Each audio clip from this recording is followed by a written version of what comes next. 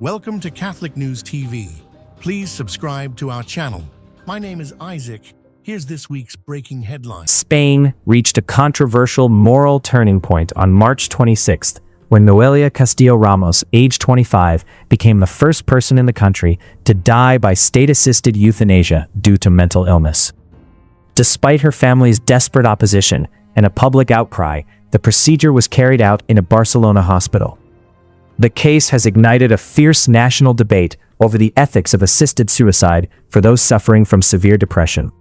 Noelia's life was defined by a series of profound tragedies that the Spanish state was ultimately unable to remedy.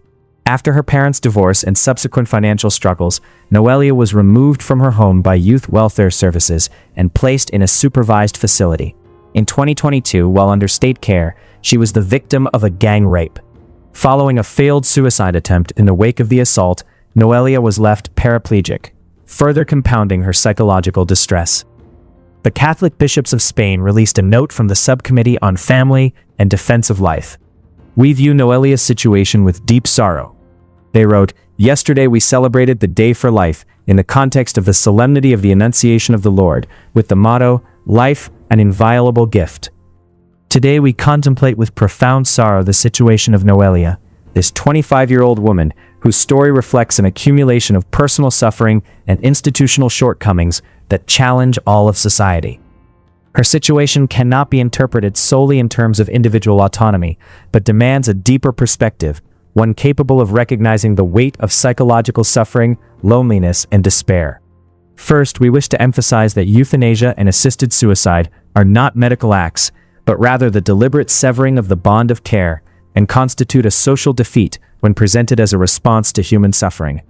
In this case, we are not dealing with a terminal illness, but with deep wounds that demand attention, treatment, and hope. Second, the dignity of the human person does not depend on their state of health, their subjective perception of life, or their degree of autonomy. It is an intrinsic value that demands to be recognized, protected, and promoted in all circumstances. Therefore, the truly humane response to suffering cannot be to cause death, but rather to offer closeness, accompaniment, appropriate care, and comprehensive support. Third, we wish to express our closeness to Noelia and her family, assuring them of our prayers, affection, and commitment to a culture of care that leaves no one behind.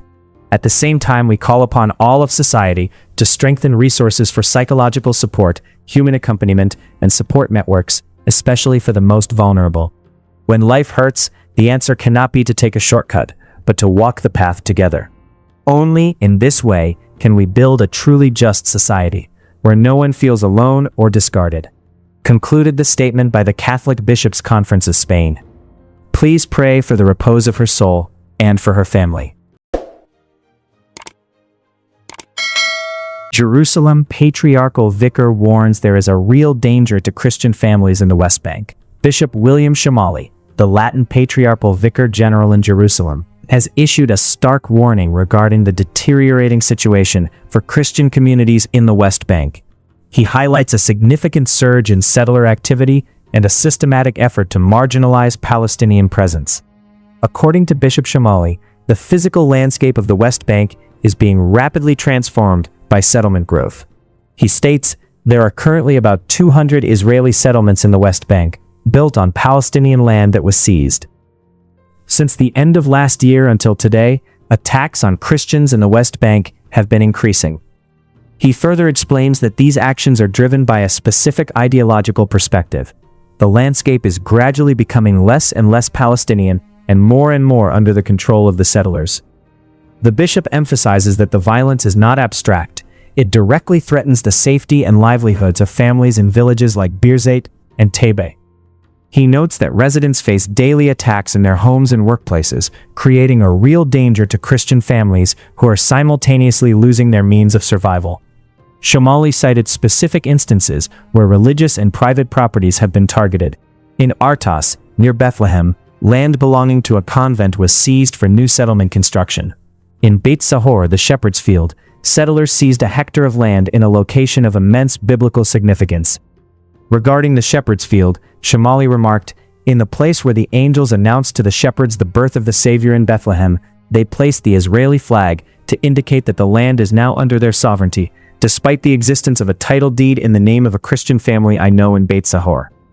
Despite diplomatic briefings, including a visit from the U.S. ambassador to the village of Tebe, Bishop Shamali notes that these promises of action have so far accomplished little in halting the escalation.